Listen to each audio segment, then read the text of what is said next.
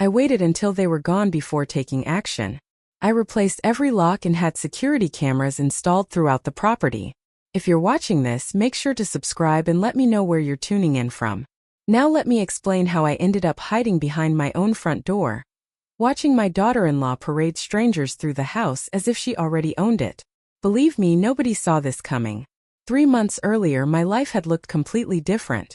I was Eleanor Whitmore, 63 years old, recently widowed, and naive enough to believe my son Daniel and his wife Claire actually cared about me. After Richard's funeral, they had seemed so attentive, so worried about me being alone in that old house.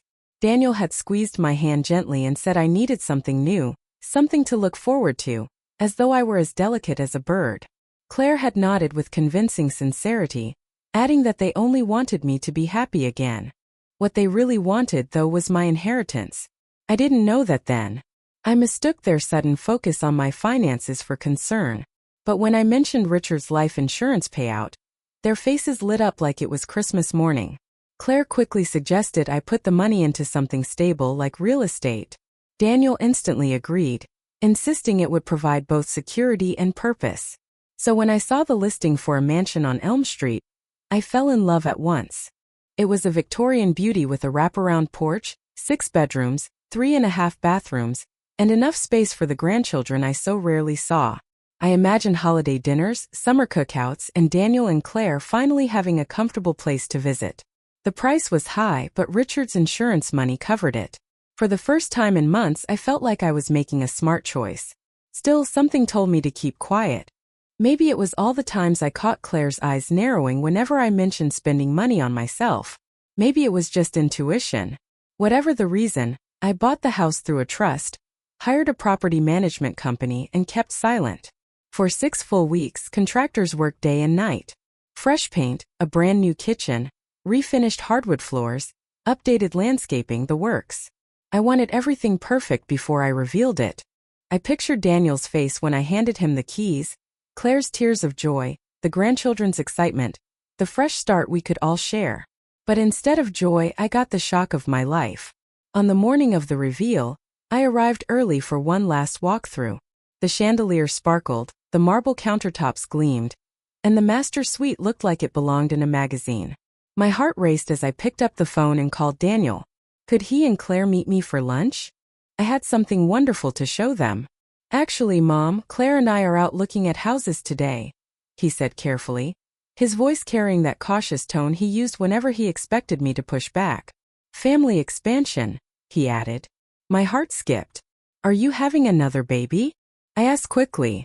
Not exactly. We're thinking about Claire's parents moving in. Her mom's arthritis is worsening, and her dad needs help managing medications.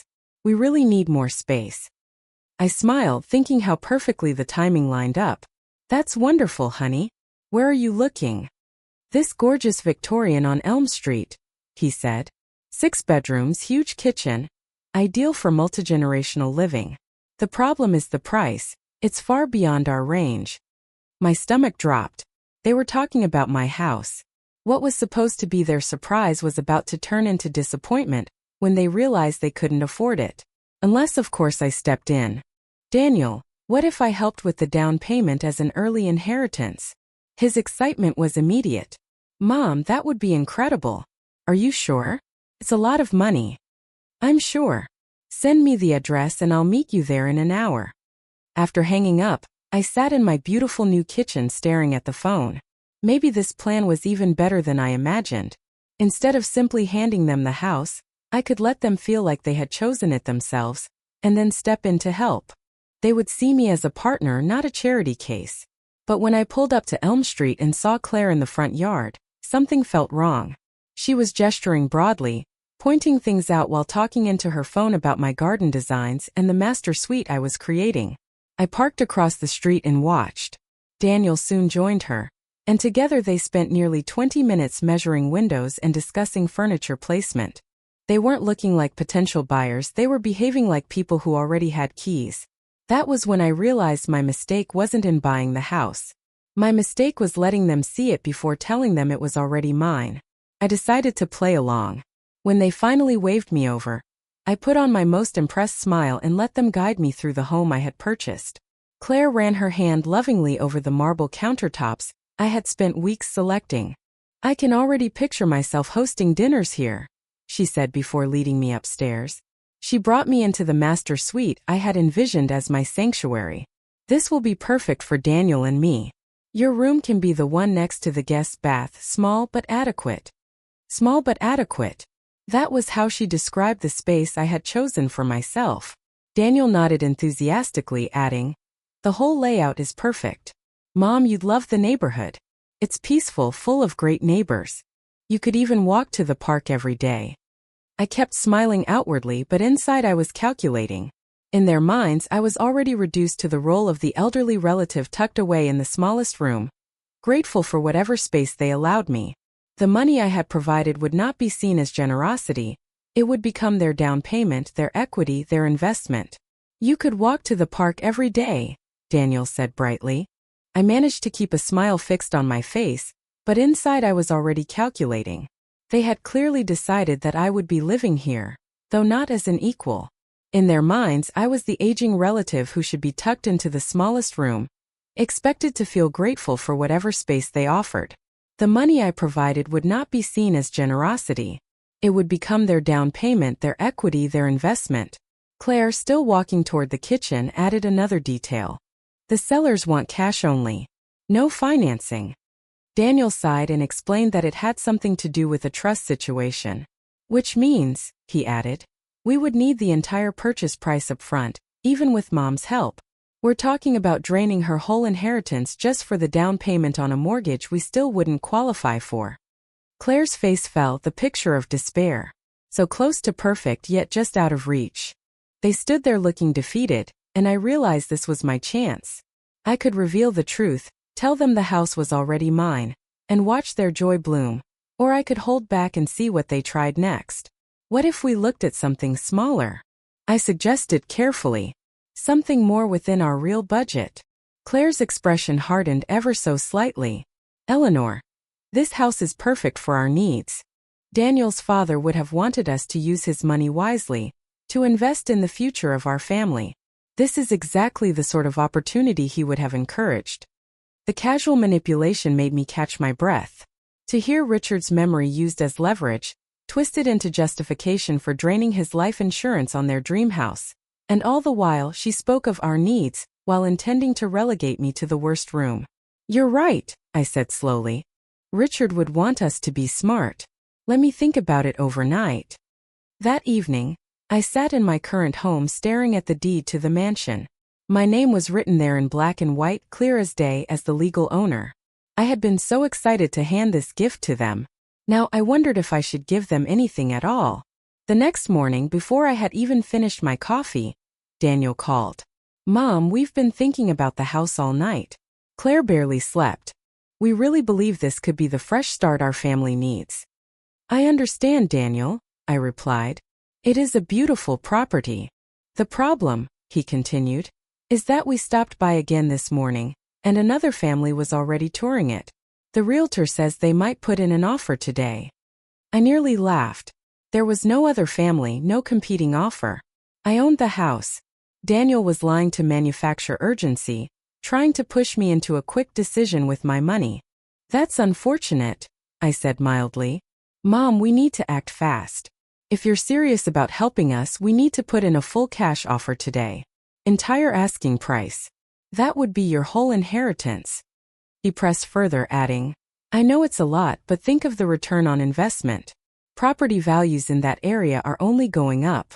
And you'd have a beautiful place to live, with family nearby to take care of you as you get older." Take care of me, in the smallest bedroom while building equity with my money. "Let me speak directly with the realtor," I said firmly. "If I'm investing that much, I need to be part of the process." There was a pause. "Mom, Claire's already been handling the communication. She has a good relationship with the agent. Maybe it's best if she continues." "Daniel," I said evenly, "if I am writing a check for $350,000, I will be speaking to the realtor myself." After I hung up, I phoned the property management company. "Monica, I need you to list the house again. Same price, same terms. And if anyone calls, just say the previous deal fell through." Mrs. Whitmore, but you own the house, she said, confused. Why would you want to list it? Because, I replied. I want to see just how far my family will go to manipulate me. 2 hours later, Daniel called back, his tone falsely cheerful. Great news, Mom. The other family's offer was rejected. The house is still available, but we have to move quickly. I felt a cold weight settle in my chest. My own son was lying straight to my face, inventing false urgency to pressure me into draining my savings for a house I already owned. Wonderful, Daniel, I answered. Set up a meeting with the realtor tomorrow. All 3 of us should be there to discuss the terms. There was hesitation. Actually, Claire thinks it would be better if you wired the money first, and then we handle the details. Of course she did. The next morning, I received the most manipulative text message of my life. Mom, the sellers accepted another offer. We lost the house. Claire is heartbroken. She was so excited about finally having space for her parents and maybe giving you grandchildren a real home. I'm sorry we couldn't make it work. Standing in my kitchen, surrounded by moving boxes, I stared at the phone. Daniel didn't know that I had already spent the previous evening packing, not to move into the mansion with them, but to move into it alone. I texted back. That's disappointing. I'm sure something else will come along. Within an hour, Claire called. Her voice was thick with tears, though they rang false to my newly sharpened ears. Eleanor, I'm so sorry. I know how much this meant to you too. Daniel told me you were looking forward to the garden and the big kitchen for holiday dinners. Interesting. I had never once mentioned being excited about those details. She was projecting what she thought I should feel. These things happen, I said evenly. The realtor mentioned that sometimes buyers back out. Deals fall through at the last minute. If you're still interested, we can stay in contact with the agent. Perhaps it will become available again. I almost admired the persistence, dangling false hope, keeping me emotionally hooked, trying to maintain the possibility that my money could still buy their dream. I'll think about it, I concluded. That afternoon, I drove to the mansion one last time before moving in. I wanted to savor the moment when I stepped through the front door as the rightful owner. Not as the elderly mother relegated to the smallest bedroom. But as I turned onto Elm Street, I froze. Claire's car was in the driveway. I parked at the end of the block and watched. She walked the grounds with an older woman I did not know, pointing at windows and gesturing toward the garden as if giving a tour. They spent 20 minutes outside before Claire produced a key I had never given her and unlocked the front door. A key she had, to a house she claimed we had lost to other buyers. I sat in my car, fury rising with every minute. Claire was showing my house to someone, using a key she had somehow acquired only hours after telling me we'd missed our chance. Then she pulled out a measuring tape. They measured my living room, my dining room, my kitchen, laying out furniture plans for a place Claire believed belonged to someone else. Unless she knew something I did not. Unless this entire act about other buyers and missed opportunities was hiding something far worse. I called the property management company. Monica, has anyone contacted you about accessing the Elm Street property? No, Mrs. Whitmore, you're the only one with keys. What about showings to potential buyers? The listing was taken down yesterday at your request. No one else should have had access. But someone did. Someone was in my house right then, and I had no idea what they were planning. I made a decision that would change everything. I drove home, called a locksmith, and had every lock on the mansion changed within 2 hours. Then I rang a security company and arranged for cameras at every entrance, inside and out. If Claire wanted to play games with my property, she would soon learn I could play them better. The locksmith was costly. The security system cost even more. But watching Claire fumble with her mysterious key on my front door the next morning, priceless.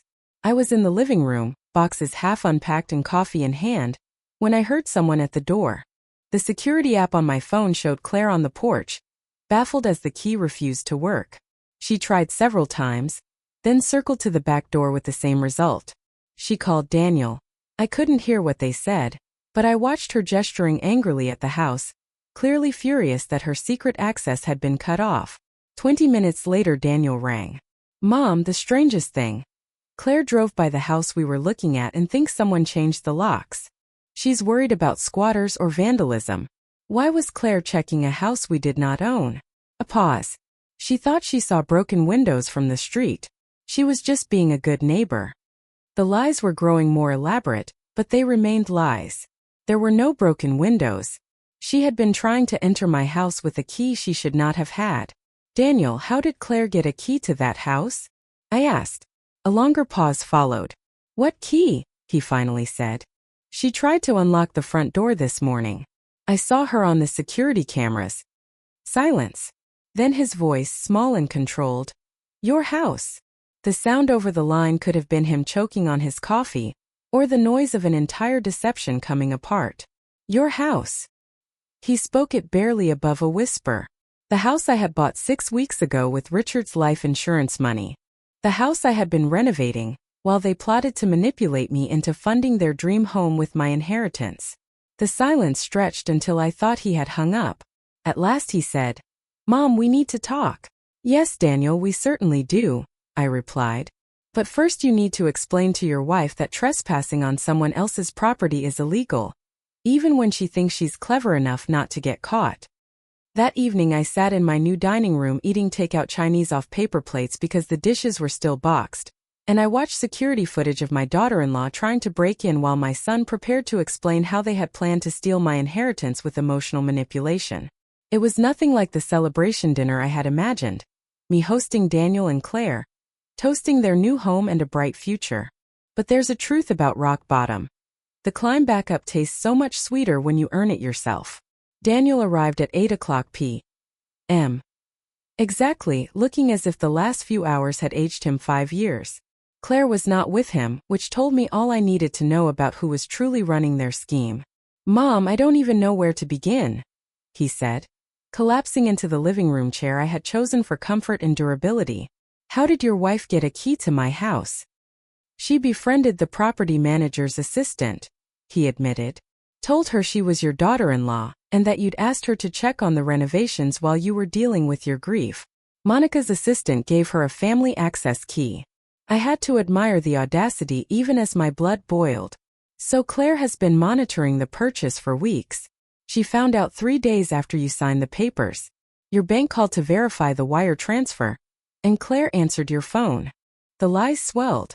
She told them she was your financial power of attorney. I never gave her power of attorney. She knows that. Still, the bank rep didn't ask for documentation over the phone, and Claire gathered enough to piece together what I had done. I poured myself a glass of wine and noted that my hands were perfectly steady. 6 months ago, this kind of betrayal would have shattered me. Now, it only confirmed what I had already begun to suspect. I looked Daniel in the eye. So instead of talking to me honestly, you decided to manipulate me into funding the mortgage on a house I already owned? Daniel's face crumpled. It was Claire's idea. She thought if we came to you directly, you'd get defensive about spending so much money. She said if we made it seem like it was our plan to buy the house, you'd feel better about helping us. Help you buy a house from myself? I asked flatly. He winced. We didn't think you'd actually want to live there alone. Claire figured you'd eventually want to downsize, maybe move into a senior community. We could buy the house from you at fair market value. You'd get your money back plus appreciation. Everyone would win. I stared at my son, this man I had raised to be decent and kind, and saw someone I barely recognized. Daniel, do you hear yourself? You planned to trick me into giving you money for a house I already owned, and then convince me to sell it back to you later? When you put it like that, it sounds criminal. That's because it is criminal, I snapped. It's called fraud. Daniel buried his head in his hands. We never meant for it to go this far. Claire just got so excited about the house. She started planning, making lists. She thought if she could show you how perfect it would be for all of us. All of us. I cut in. With me tucked into the smallest bedroom? That was never the plan, he muttered. I pulled out my phone and showed him the security footage from that very morning. Claire trying multiple keys, circling the house, peering through windows, calling him in frustration. This wasn't the plan either, I suppose. The next morning, Claire called me directly for the first time in months. Her voice had lost all pretense of sweetness. Eleanor, Daniel told me about your little revelation. I think there's been a misunderstanding. Oh, I understand perfectly, I replied. You've been plotting to defraud me for weeks. That's a very harsh way to describe it. We were trying to find a solution that worked for everyone. I nearly laughed. A solution where you get a mansion, and I get a tiny bedroom along with the privilege of funding your mortgage? You're twisting our intentions. We never wanted to hurt you. Claire, you answered my phone and pretended to be my legal representative. You obtained keys to my property under false pretenses. You've been showing my house to other people without permission. Which part of that was meant to help me? There was a long pause. Then her tone shifted, the false concern dropping away to reveal something much colder. Fine. You want to play hardball? You bought that house to manipulate us. You knew we were searching in that neighborhood, knew we needed more space. You bought it deliberately to dangle in front of us and then snatch it away. The accusation was so absurd I actually laughed. Claire, I bought the house as a surprise gift for your family. I was planning to hand you the deed and tell you it was yours. Right. That's why you kept it secret for 6 weeks? I kept it secret because I wanted it to be perfect before I revealed it. I had contractors working day and night to make sure everything was ready for your family. Another pause. Prove it, she demanded. Prove you bought it as a gift. Show me paperwork that says you intended to transfer ownership to Daniel. In that moment, I realized Claire had never believed I could be generous. In her mind, every act came with an ulterior motive. Every kindness was manipulation. She couldn't imagine anyone spending their inheritance to give a gift to family who had taken them for granted. I don't need to prove my intentions to you, Claire. But I can prove that you've been trespassing on my property. Daniel is your son. Family has a right to. Family has a right to respect boundaries. I cut her off. And you lost that right when you chose lying and scheming instead of honesty. The call ended with Claire hanging up on me.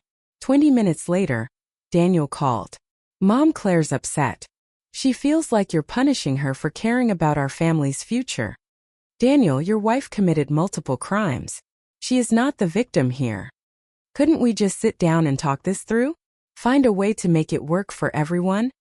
I looked around my beautiful home, thinking of all the compromises I had made over the years, all the times I had bent to keep the peace. Daniel, I'm done making things work for everyone else at my expense. For 2 solid weeks, my phone rang every day. Daniel in the mornings, Claire in the afternoons, sometimes both of them in the evenings. The pattern was always the same. Guilt, bargaining, anger, and back to guilt again. Then Daniel dropped the bomb. Mom, Claire's pregnant. The word stopped me cold. Pregnant. She just found out. We weren't going to tell anyone yet, but with everything happening. His voice was heavy. This wasn't just news. It was ammunition. Congratulations, I said evenly. I'm happy for you both. The thing is, he pressed, with a baby coming, we really need more space. Claire's morning sickness is already terrible, and she's worried the stress will hurt the pregnancy. And there it was, the pregnancy card, played exactly when I had begun to feel strong enough to stand my ground. Daniel, I understand you need more space. There are plenty of homes within your price range. But Mom, this house is perfect. Claire's already planned the nursery, picked paint colors. She was emotionally invested in my house, the very one she had tried to steal from me. She never tried to steal anything. She just got excited about the possibility, Daniel had said. But I knew better. After he left, I called my lawyer. If this situation turned into a legal battle, I wanted to be ready. Mrs. Whitmore, my lawyer said after listening carefully, based on what you've described, your daughter-in-law may have committed identity theft, fraud, and trespassing. Do you want to press charges? I thought of my grandchild growing up with a mother who believed manipulation was normal family behavior. Not yet, I replied. But I want every detail documented in case this escalates. That evening, Claire appeared at my front door. She looked awful, pale, exhausted, worn in a way that suggested the pregnancy was real. Eleanor, can we please talk? Just the two of us.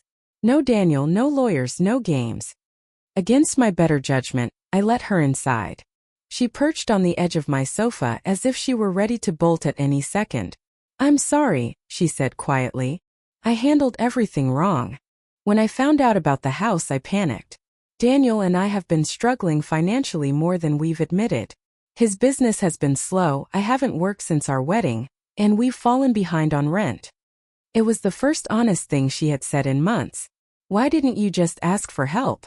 I asked. Because you've already done so much. The down payment on our current place, the car repair last year, the Christmas gifts when Daniel couldn't afford them. I was embarrassed to ask for more. I understood that feeling. Pride can make you do foolish things instead of admitting you need help. So instead of asking, you decided to trick me? I thought if I could make it seem like your idea to help us buy the house, you'd feel good about it instead of resentful. I thought I was protecting your feelings. Her words should have softened me, but instead they made me angrier. Beneath the apology was the same condescending assumption that had fueled everything, that I was too fragile to handle the truth. Claire, I've been managing my own feelings for 63 years. I don't need you to protect me from my own generosity. I know that now. I made a mistake. You made several mistakes, I corrected. Identity theft, fraud, trespassing, lying to my son about your actions. She flinched. Daniel doesn't know about all of it. What doesn't he know? Claire's eyes flicked around my living room, taking in the furniture I'd chosen, the photos I'd hung, the life I had built without her involvement. He doesn't know I was planning to convince you to sign the house over as an early inheritance, for tax purposes. A cold weight settled in my stomach. Explain. My uncle's an accountant. He told me if you transferred the house to us now instead of leaving it to Daniel in your will, it could save thousands in estate taxes. I thought after we were all living here together for a while, I could bring it up casually. The scheme was more elaborate than I had realized. She hadn't just wanted me to fund a mortgage. She had planned to push me into giving up ownership entirely. And if I refused? I asked. I would have suggested that since you're getting older, it might be smart to transfer assets to family members to protect them from nursing home costs. Each word made it worse. Claire had researched strategies to strip me of my assets, carefully crafting conversations that would make me think the idea was mine. Claire, do you understand that what you're describing is elder financial abuse? She froze. That's not what this was. What else would you call systematically planning to trick an older family member into signing over valuable property? I was trying to help our family. No, you were trying to help yourself at my expense. Silence hung between us. Outside, I heard the ordinary sounds of children playing in the neighborhood park. Normal families living normal lives without elaborate schemes. What happens now? She finally asked. Now you and Daniel figure out your housing situation without involving my money or my property. You learn to budget, get second jobs if necessary, and find a place you can actually afford. And your child will grow up with parents who understand the difference between asking for help and committing fraud. Claire broke down then, sobbing with the kind of exhaustion that comes only when someone realizes they've lost everything through their own actions. Eleanor, please. I know I messed up, but we can still make this work. You could live here. We could pay rent. Everyone could get what they need. I studied this woman who had spent months scheming to manipulate me out of my home and my savings, who now begged me to let her do exactly what she had plotted all along. Claire, the fact that you think I should trust you with anything after what you've done shows me you still don't understand how wrong your behavior has been. 6 months later, I hosted my first dinner party in the mansion, not for Daniel and Claire, who were living in a modest 2-bedroom apartment across town, slowly rebuilding their relationship with honesty instead of deceit. Not for Claire's parents, who had found other arrangements once her grand plans collapsed. I opened my home instead to my neighbors, the couple next door who brought me flowers when I moved in, the widow across the street who invited me to her book club, and the young family at the end of the block whose children sometimes carried my groceries. These neighbors, who had barely known me, showed more genuine kindness in 6 months than my own family had managed in years. Daniel and I were gradually repairing our relationship. He began calling every Sunday. The conversations were still awkward, but they were honest. He apologized often, pushed for family counseling, and was working hard to understand how he had allowed Claire's manipulations to cloud his judgment. Claire and I kept a polite distance. She had given birth to a healthy baby girl, my granddaughter, whom I visited once a month under Daniel's watchful eye. During those visits Claire was civil, but her expression betrayed her true feelings. I could see she still thought I had overreacted, that I should have been grateful for her elaborate schemes to pull me into their lives. The real revelation came from my lawyer. After I told him everything, he had quietly looked into Claire's past. "Mrs. Whitmore," he said carefully, "this wasn't the first time she manipulated elderly relatives. Her grandmother signed over her house to Claire's parents 5 years ago under nearly identical circumstances. They used fake concerns about property maintenance, hinted at tax benefits, and pressured her into quick decisions for the good of the family. The pattern is undeniable. Claire didn't stumble into elder financial abuse out of desperation. She learned it, practiced it, and perfected it as part of her family's playbook." "What happened to her grandmother?" I asked. "She passed away in a state nursing home 2 years later," he told me. "The family sold her house immediately after the funeral." I thought about how close I had come to sharing that fate. If I had been a little more trusting, a little more isolated, if I hadn't kept the purchase secret or installed security cameras, I might have ended up exactly like Claire's grandmother. Instead, I sat in my beautiful dining room surrounded by friends who wanted to know me for who I was, not family who wanted only to use me. That evening my phone buzzed with a text from Daniel. "Mom, Claire asked if you would consider being the baby's guardian in our will, in case something happens to us." I stared at the message for a long while, weighing trust, responsibility, and the fine line between loving someone and enabling them. At last I typed back, "I'll consider it if Claire completes a financial literacy course and commits to family therapy for at least 1 year." The reply came quickly. "She says that's unnecessary. We just need a simple yes or no." I deleted the thread and went back to planting my garden. Some people will never change, but some of us learn exactly enough to protect ourselves. And sometimes that is the only victory that truly matters. Thank you for listening. Don't forget to subscribe, and feel free to share your own story in the comments below. Your voice matters.